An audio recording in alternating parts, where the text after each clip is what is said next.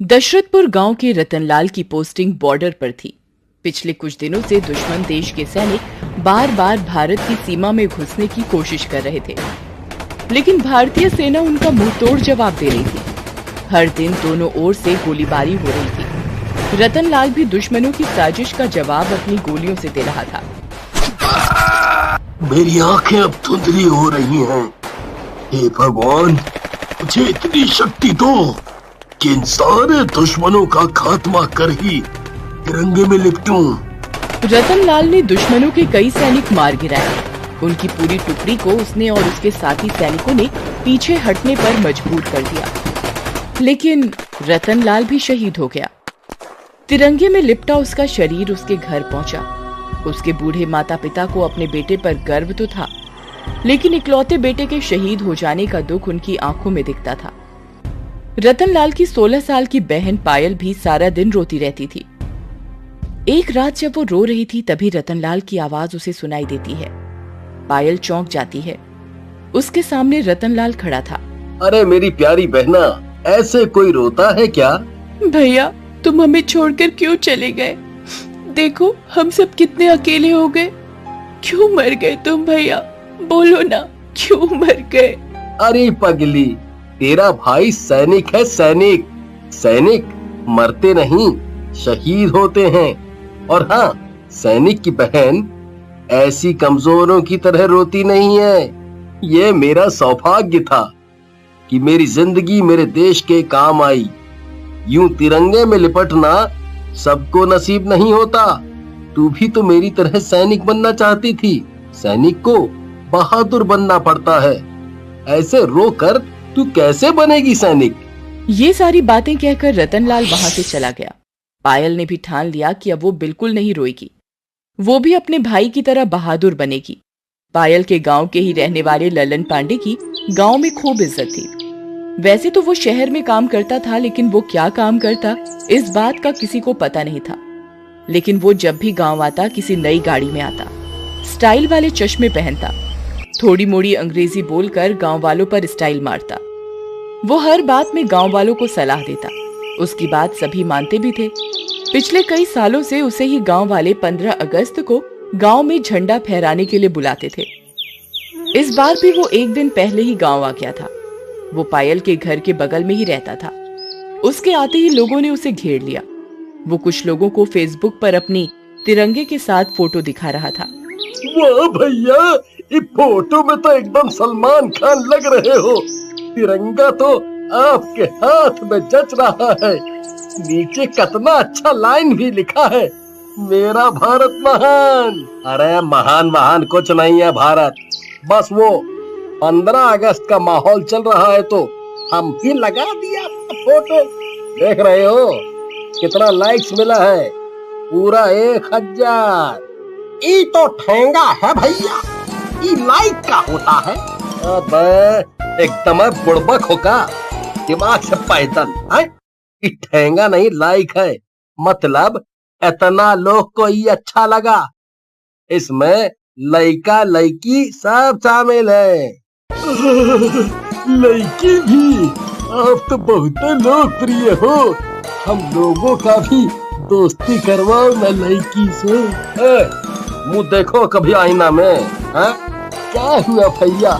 हमारी अम्मा तो कहती है कि हम हीरो दिखते हैं। पहले जाकर अम्मा को आंख वाला डॉक्टर को दिखाओ। बड़ा आया हीरो, छुछुंदर की तरह देखते हो।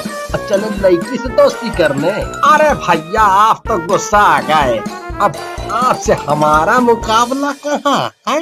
चलो चलो, अब तुम लोग निकल लो।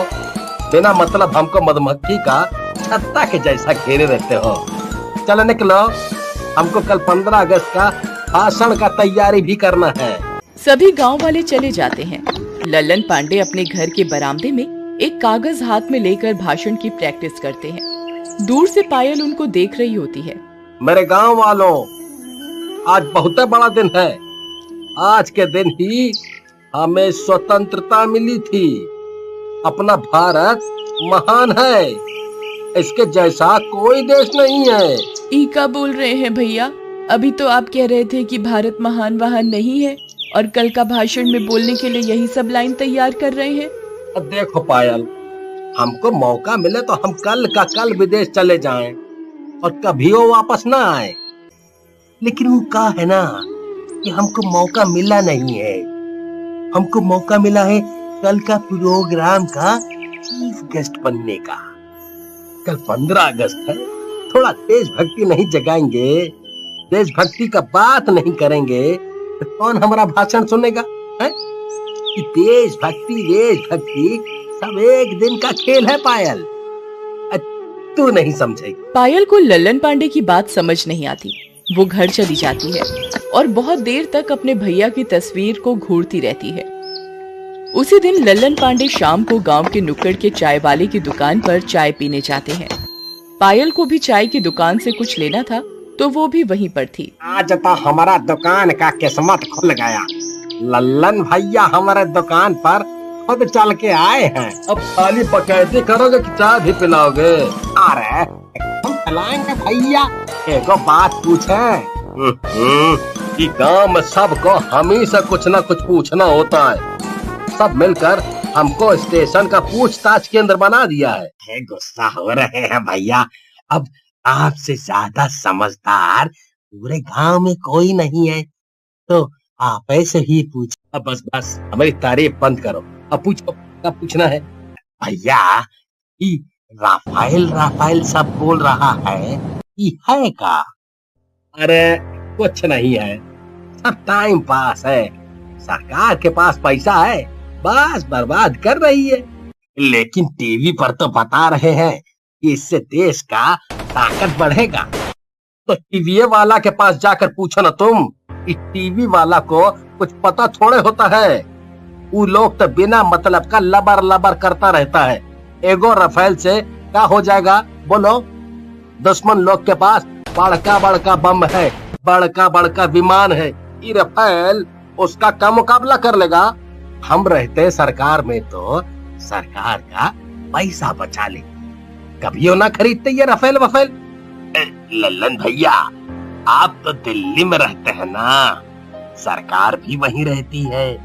आप काहे नहीं ये सब बात सरकार को बोलते हैं? अच्छा, तुम एक बात बोलो, अगर तुमको प्यास लगेगा तो तुम जाएगा ना कुआं के पास, कि कुआं आएगा तुम्हारे पास कि लो भैया प्यास लगी है पानी पी लो?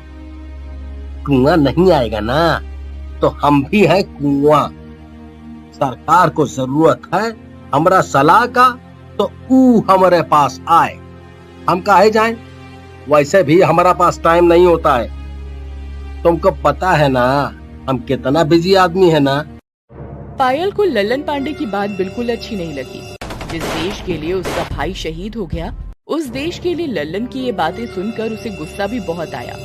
लेकिन उसने उस समय तो उसे कुछ नहीं कहा।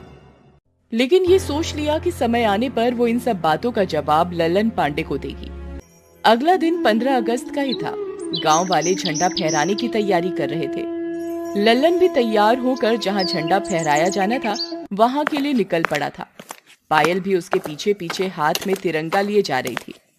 उनके आगे आगे 2 गांव वाले भी हाथ में तिरंगा लिए जा रहे थे। तभी एक गांव वाले के हाथ से तिरंगा छूटकर गिर गया। लल्लन ने ये देख लिया। अबे कुपोषण के शिकार, एक झंडा तुमसे नहीं संभलता। कुछ खाया करो बे। अरे कम से कम आज के दिन तो इसका इज्जत रख लो। सिर्फ आज? कल का क्या लल्लन भैया? अरे कल का क्या है, 15 अगस्त तो आज है। देशभक्ति दिखाने का दिन आज है, कल नहीं। कल हमारी देशभक्ति किसी एक्सपायरी दवा की तरह हो जाएगी। और कल इस झंडे का क्या काम? ये तिरंगा फिर काम आएगा अगले साल, समझी? तय समय पर सभी झंडा फहराने वाली जगह पर इकट्ठा हो जाते हैं। लल्लन पांडे कुर्सी पर बैठे हैं, माइक लगा हुआ है। कुछ गांव वाले भी साथ ही बैठे हैं। पायल भी साथ में बैठी है। अरे कुछ माहौल नहीं लग रहा देशभक्ति का। कोई देशभक्ति का गाना वाना बजवाओ भाई। तुम लोग हमको बुला तो लेते हो, हम गांव की मोहब्बत में आ भी जाते हैं, लेकिन तैयारी तुम लोगों का एकदम बकवास होती है। भैया एगो लड़का गया है बाजा लाने, आता ही होगा। अबे का 16 अगस्त को आएगा, जब देशभक्ति दिखाने का दिन निकल जाएगा। बस बस ललन भैया बस। अब एक बार भी देशभक्ति दिखाने की बात कही तो यही चप्पल खोलकर मारेंगे आपको। हम सब भूल जाएंगे कि गांव में आपकी क्या इज्जत है क्या नहीं। पायल की ऐसी बात सुनकर पूरे गांव वालों में हड़कंप मच जाता है। सभी उसे घूरने लगते हैं। किसी को समझ में नहीं आता है कि ये एकाएक पायल को हो क्या गया है। गांव वालों मुझे माफ करिएगा, लेकिन मुझे ललन भैया को एक बात बतानी है। ललन भैया, भले ही पूरा गांव आपकी तारीफ करता हो, लेकिन हमारे सामने आपकी इज्जत 2 कौड़ी की भी नहीं है। ये क्या देशभक्ति दिखाने का दिन? देशभक्ति दिखाने का दिन की माला जपे जा रहे हैं। ये कोई आम या अमरूद के फल पकने का समय नहीं है भैया। ये देशभक्ति है, इसका कोई दिन नहीं होता। देश और देशभक्ति हर सच्चे भारतीय के दिल में 24 घंटे धड़कती रहती है। हमरे भैया दुश्मनों को मारते हुए 24 मई को शहीद हो गए थे।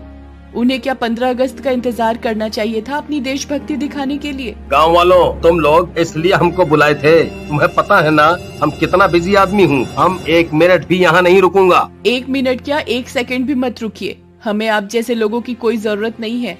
और ये क्या धौंस देते हैं कि बिजी हैं। गाँव वालों, मैं आपको बताती हूँ आपके ललन भैया क्या करते हैं। ये शहर में एक सेठ के यहाँ ड्राइवर है। उनके पास बहुत सी गाड़ियाँ हैं, इसीलिए ये उनकी ही गाड़ी समय समय पर लाकर स्टाइल मारते रहते हैं। ये क्या बकवास कर रही हो? बकवास मैं नहीं, आप करते हैं। राफेल को ऐसा वैसा बताते हैं। पता है, राफेल ने हमारे देश की शक्ति कई गुना बढ़ा दी है। बड़े से बड़ा दुश्मन भी आज हमसे मुकाबला करने के लिए 1000 बार सोचता है। पता है, इसे हर तरह के मिशन में भेजा जा सकता है। ये परमाणु हथियार तक ले जाने में भी सक्षम है। और आप कहते हैं ये फिजूल खर्च है। फिजूल तो आप हैं, आपके जैसे लोग हैं। अरे, तुम्हें राफेल के बारे में इतना सब किसने बताया? मेरे भैया ने। सैनिक कभी नहीं मरता, सैनिक शहीद होता है। शहीद होकर भी उसके दिल में देश ही होता है।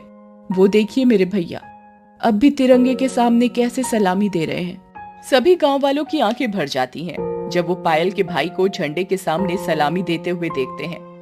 लल्लन भी उन्हें देखता है। गांव वालों, हमें माफ कर दो, हमसे भूल हो गई। जिस देश में ऐसे देशभक्त सैनिक और ऐसे देशभक्त लोग हैं, वो तो महान है। गांव वालों, हमारा देश महान था, महान है और महान रहेगा। बोलो भारत माता की जय।